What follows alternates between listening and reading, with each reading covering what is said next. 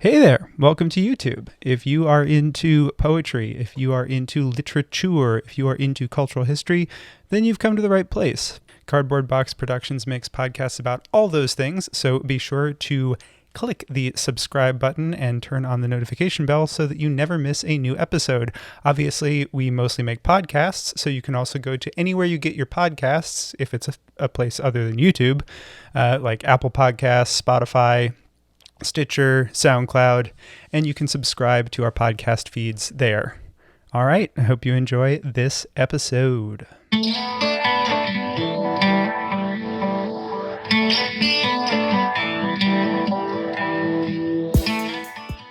Hello and welcome to Close Talking, the world's most popular poetry analysis podcast from Cardboard Box Productions Incorporated.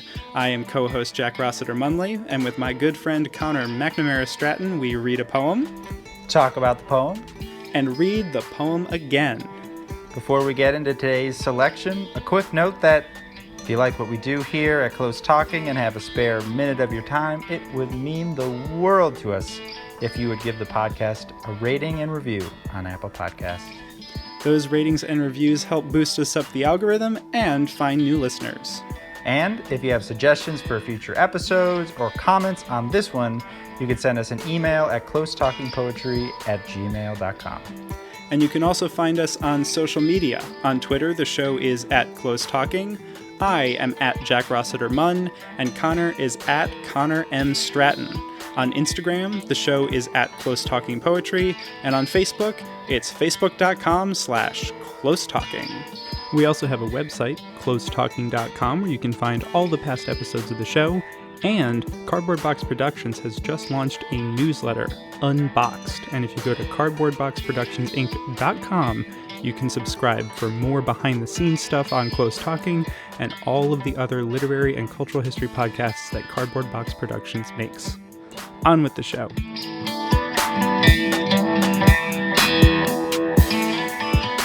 Welcome to another episode of Close Talking. I am one of your co-hosts, Connor McNamara Stratton. And I'm the other one, Jack Rossiter Munley. And we've got a great poem by a great poet today, Homeless Heart by the inimitable, legendary, late John Ashbery. Ashbery passed away a couple months ago, and it's very sad. And so I thought we should do a poem by him in memoriam, and because we haven't yet done an Ashbery poem, and that is a great shame. Indeed, he's one of the giants of the last century of poetry. Oh my God, yeah. He has been published in Poetry Magazine for like 60 or 70 years. Like, he was, if you don't know him, he's one of the greats. He's won basically every award you can as a poet. His long poem, Self-Portrait in a Convex Mirror, when it came out, it won the National Book Award, the National Book Critics Circle Award, and the Pulitzer Prize all at the same time. It's won a MacArthur, Guggenheim, and I picked this poem in particular because he has a sort of reputation for being notoriously difficult or incomprehensible, evasive, which isn't exactly wrong. He certainly has many difficult poems, but I also think that this, quote, obscurity is not as much him trying to be obscure as a matter of the way poetry's critical discourse tends to apply its readings onto things. And so I wanted to do a poem that I felt was a more tender, accessible poem by him, because I think he has a lot of heart and a lot of substance. This poem, Homeless Heart, is from his collection Quick Question, which came out in 2012. And I think I'll read it. Sounds good. Homeless Heart.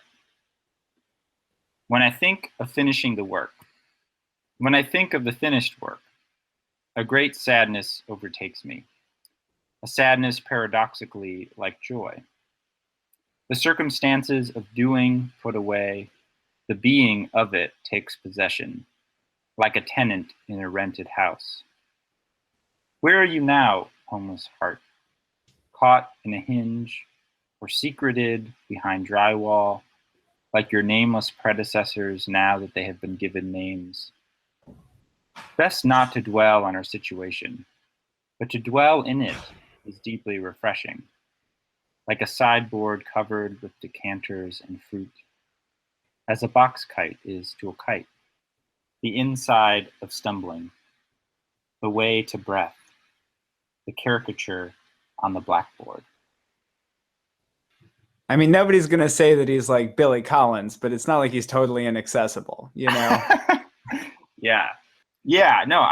So this one's it's a prose poem. We can talk about that later, but just thought I'd say it. Personally, I just love this one as a writer, but also I think it applies to other things. But this just like when I read it, it sort of sums up how I feel when I'm sort of nearing the end of producing a poem or some kind of work where there's this sadness of no longer being able to work on it, yet also feeling, I like this sadness that's paradoxically like joy. There is some kind of joy to having finished, but also to having had the sadness in some kind of way.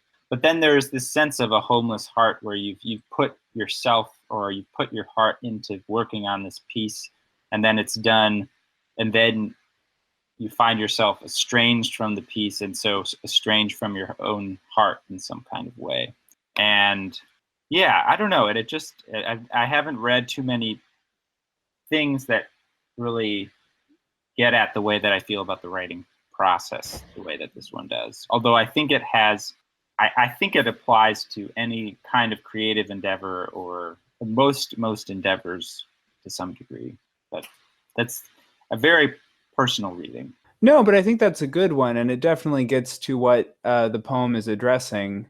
I think also the homeless heart is a little bit after you put so much into this piece, the line, the circumstances of doing put away, the being of it takes possession like a tenant in a rented house.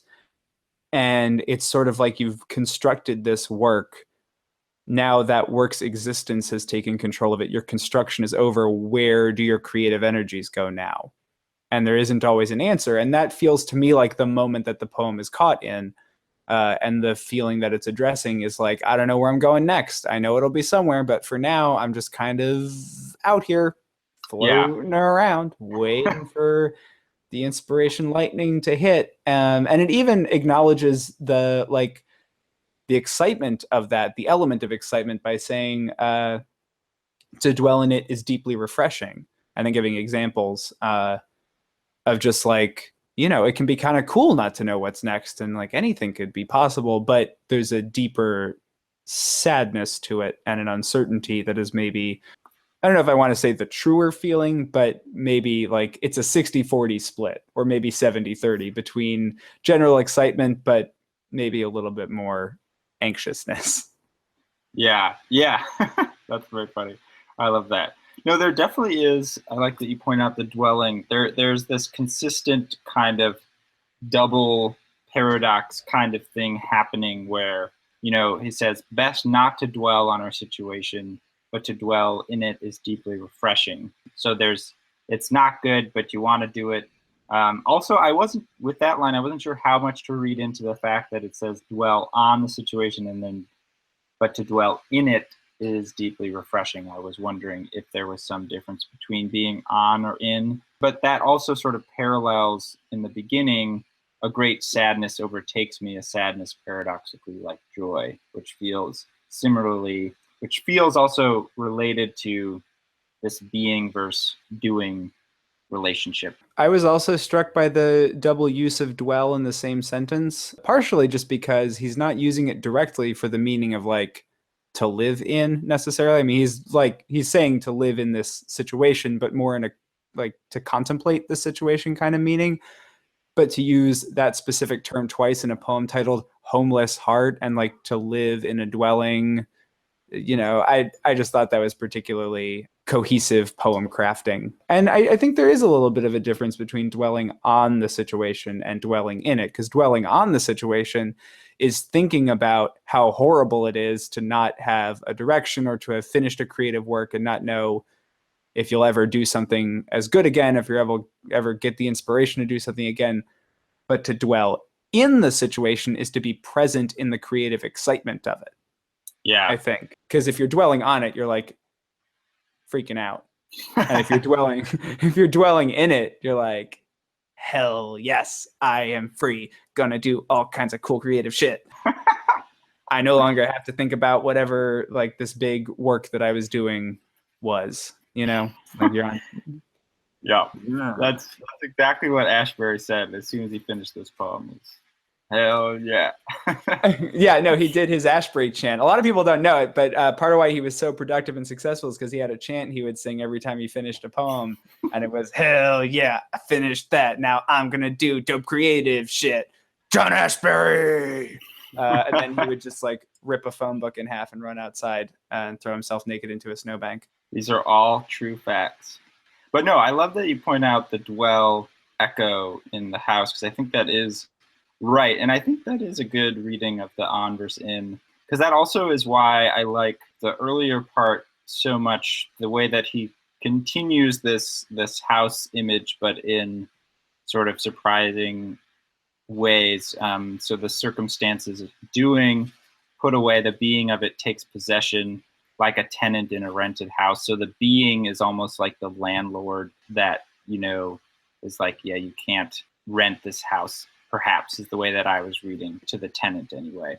And then where are you now, homeless heart? But then we're thinking homeless, but then the sentence that comes after that is caught in a hinge or secreted behind drywall, like your nameless predecessors now that they've been given names.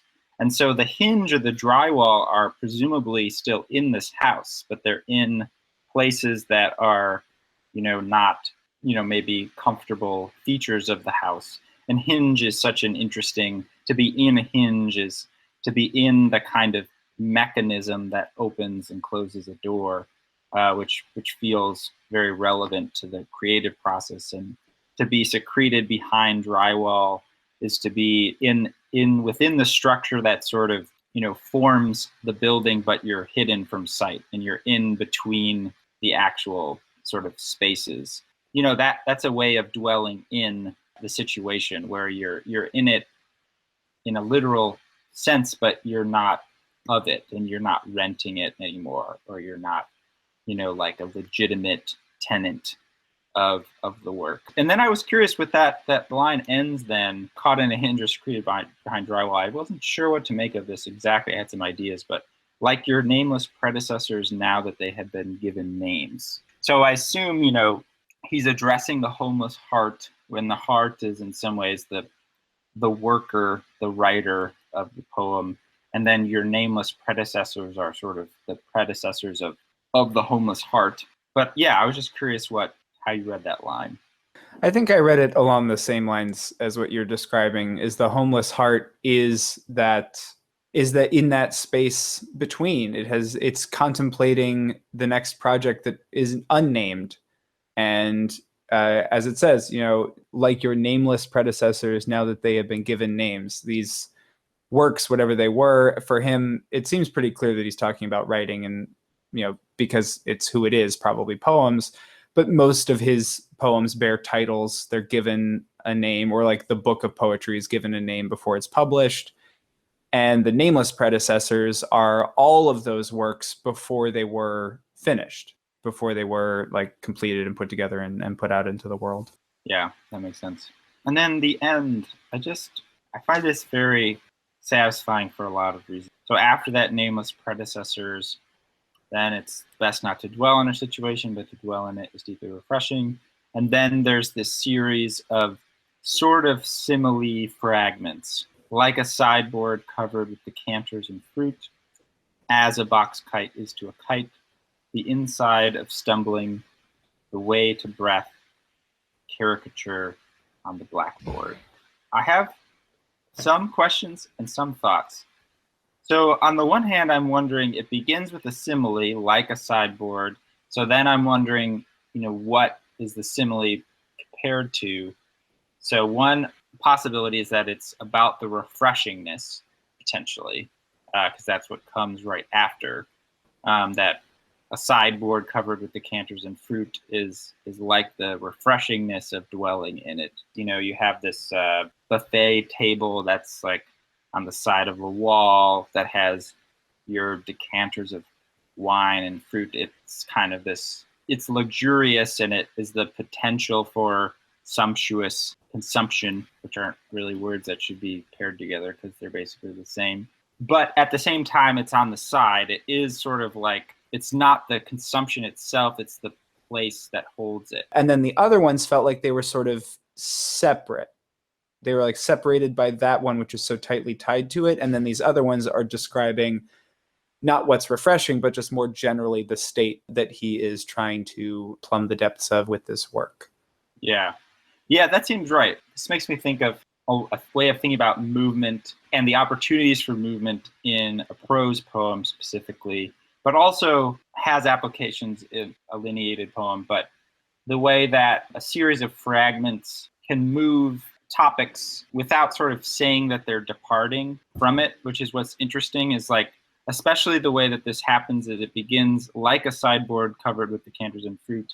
And the next one is as a box kite is to a kite, and that as still has that structure of a simile-ish comparison. And so you want to read it as a duplicate sort of comparison, yet it's moving away from that at the same time. And so I think there's like this dual thing where the parallel sort of fragmented structure makes you read it cohesively, yet at the same time the content of the images themselves are departing. And that kind of tension is what makes this end so compelling to me in a way. And the way that they move is so interesting. So as a box kite is to a kite, then I'm thinking about parts that are parts of something larger. Well, a box kite is a kind of kite, one particular subset of a thing, but also the specifics of a box kite feel right for this in that it's a very open kite. You know, it's a square and there's air coming through the actual thing where the motion is generated from the inside.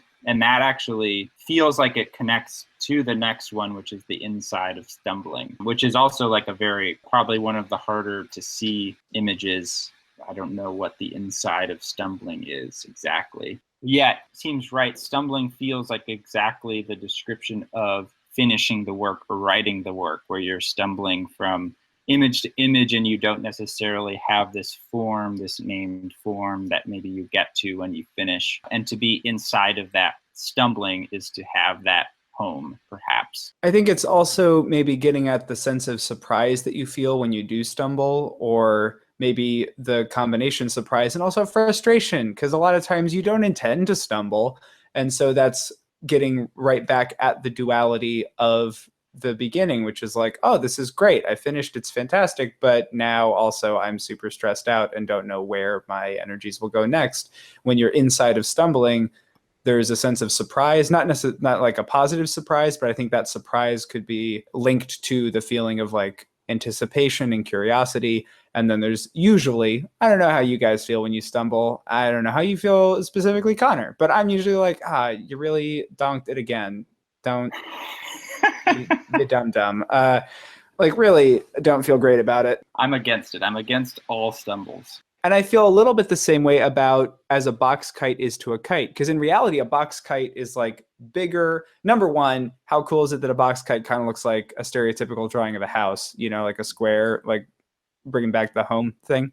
Mm-hmm. But a box kite also has like an inside and an outside, which connects to a lot of what we were just discussing in terms of being caught between or being caught in and out. But as a box kite is to a kite, like a kite is usually just the fabric, whereas the box kite is sort of the outside of the fabric. And much like that provides maybe more freedom and the air flows through it, it also defines a contained space. And so getting at the sense of this conflicted in between space being equal parts excitement and frustration, well, not being unequal parts excitement and frustration, the box kite also in mostly providing an open space does actually delineate space in a way that standard kite does not. So I think in both of these two kind of images, they contain the conflict that exists, and in some ways try and visualize it or experientialize, if that's a term, it. And also kites is a great image that works well with stumbling. If there's that, you throw up the kite and it just follows the air, and you don't have any sort of control over where it goes except where the wind dictates that it will go, which is a kind of air stumbling, as it were. That is also very aesthetically pleasing. How many great movies have that scene of a kite just flickering around in the air, right? And you're usually doing it in a cool setting with a big open space around you, like the beach or something, or like a neat field. Yeah, and then that goes to the way to breath, which, as a side note, I feel like a lesser poet would end the poem on the way to breath, because that's the most poety of lines. Poems are always talking about their own breath, and poems just about speaking, and there's your song to yourself. If only you can find out how to utter, then you will be, one or whole or restored, or in some ways breath turns into the one fulfilling, sustaining action that you need to do. Breath is the finished work in some sense. If you were to read this work, you're using breath. So the way to that is that kind of stumble. But I also feel like I've read a lot of poems that end on the word breath or some kind of thing. And I appreciate that Ashbury goes there, but that's not where he wants to linger ultimately. And the last image is, frankly, bizarre. And I'm not quite sure where it's going. The caricature on the blackboard. We haven't talked about schools yet. We haven't talked about drawing or like portraits or representations or chalk. But I like it. I like the image, and it's a neat little injection of fun. It is pretty fun, and it sounds good. I mean, the C sounds, the caricature, and the R sounds of blackboard, caricature of the blackboard. It's a very unprecious image. It is an image that is crafted by someone in a physical way, but it's on a blackboard. So it's, a very mundane and also rudimentary kind of way of making something with chalk, and also it's a caricature. So it's an exaggerated or poorly done rendering. I liked it because it seemed to be a product that would come out of wild or almost unplanned kind of creativity. Like it's done on a whim, very quickly, dashed off. And it's like funny and fun and eccentric and totally unique to whoever created it. And that is the part of this experience that he is struggling to find in the poem. And I love that it ends on that image, because at least for me, as I'm reading it, it feels like that is not someone dwelling on their situation. They're dwelling in it. They're living in their creativity. And they felt like, hey, I'm walking past this chalkboard. There's some chalk on it. What the heck? I'll draw, Noodle Eyes, my favorite cartoon character. And it's like, boom, there it is. And somebody comes by and sees it and thinks, wow, that's like somebody drew that. That's cool. I'm seeing, art. And I think that caricature on the blackboard really comes to embody everything that Ashbury is having a hard time finding with his homeless heart. Yeah, no, I think that's a really good point. And that also speaks to the movement that these fragments take, where the sideboard with the decanters is most closely linked to that refreshing dwelling. And so we're in that refreshingness. But then it starts to move sort of almost backwards into the process of writing, where as a box kite is to a kite, carries that simile structure, but is more of this open image and has this kind of inside subset, outside part, as we talked about. And then it moves even into the inside of stumbling, which connects to the kite, but does not connect at all, I think, to the decanters, and is even more abstract, which then moves into the way to breath, which feels like the most processy, poety, writing kind of image that does connect to the inside of stumbling in so far as that can be talked about as the way. the way that you get to breath. But then breath sort of seems to lead into the caricature on the blackboard, which in some ways is no longer the process, but the thing. And you're sort of left with, what's nice is that you're left with an image, like it's a thing that's been done, rather than the way to breath, the inside of stumbling, which is like more of a thing that you're doing. So it ends on the being of it in some kind of way. But perhaps the hope is that the being in this, at the final end, which, it's nice to end on a poem that's about being versus doing. You finish, finishing the work can be writing, but it also obviously can be reading. So you're finishing reading the work, and then as you get to it, you're ending on the being of it rather than the doing, which is like how the poem had progressed. And the most process point is put right next to the most work point, because the caricature on the blackboard, as you were saying, is the finished work, and the way to breath feels the most entrenched in the two of those juxtaposed. Because even though it is a prose poem, those two fall on the last line, and they're directly next to each other, those two sentences. So they do sit alone and a little bit separate from the rest of it. And I think at the end, they sort of reflect back on the rest of the poem and give you a sense of what the central conflict being described is. What I loved about this is that this line, "where are you now, homeless heart," comes in sort of in the middle of the poem. It comes after the sort of main point of the poem, and it makes the case that the heart is in the work or is in the writing of the work.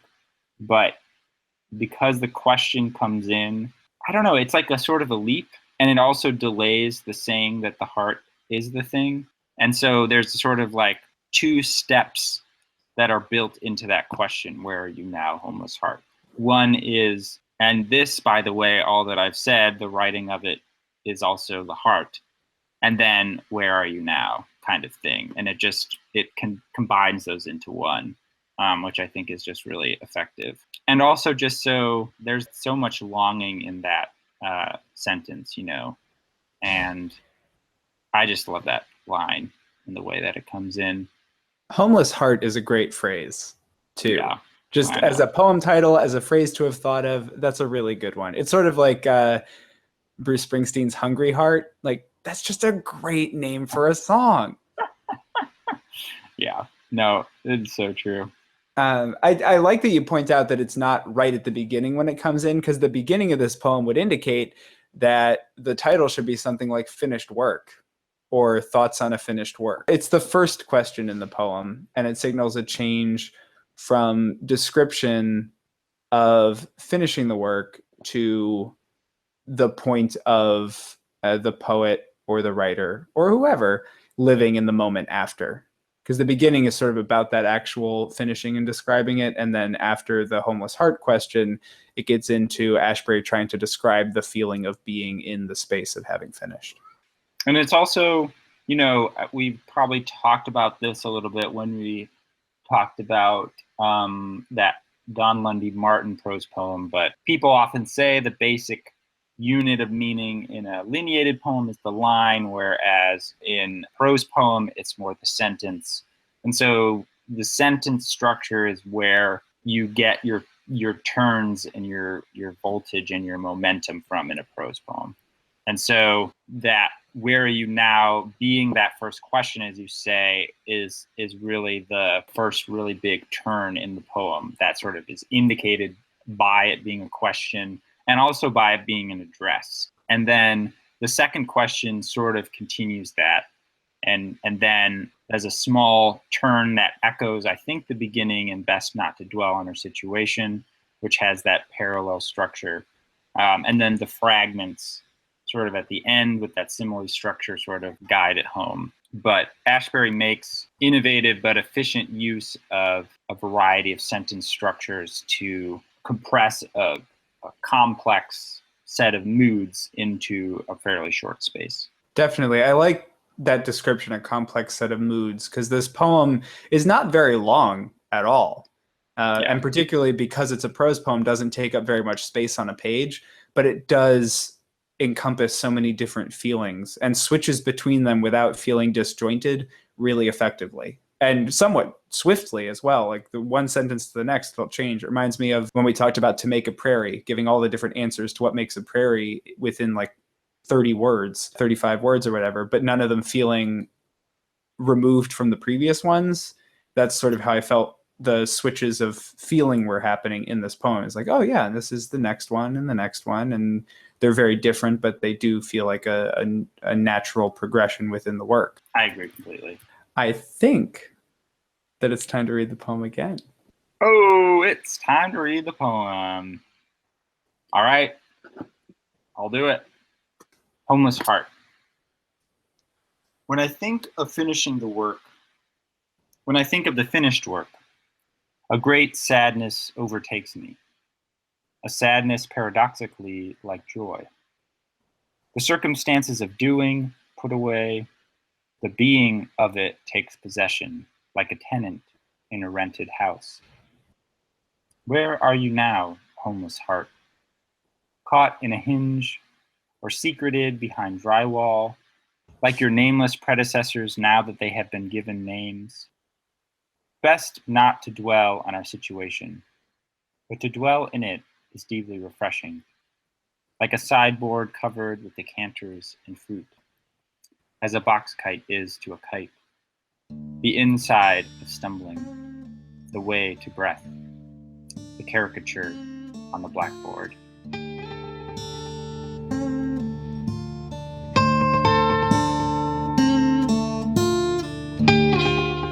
This is co-host Jack Rossiter Munley. Thank you so much for listening. If you enjoyed this episode, head on over to Apple Podcasts, leave a review. 5 stars maybe? Those reviews help with the algorithm and are a great way for us to find new listeners. And you can put anything in them. You can write whatever you want. You can just say, oh, this is a good podcast. I like this podcast. You could be like, hey, that Connor guy, he makes a lot of good points. Jack, why is he doing this outro so long? You know, get him off the mic. And whatever you feel like writing, head on over there, 5 stars, drop in the review. Do you have thoughts about this poem? Is there a poem or poet you'd like us to cover on a future episode? Well, we'd love to hear from you.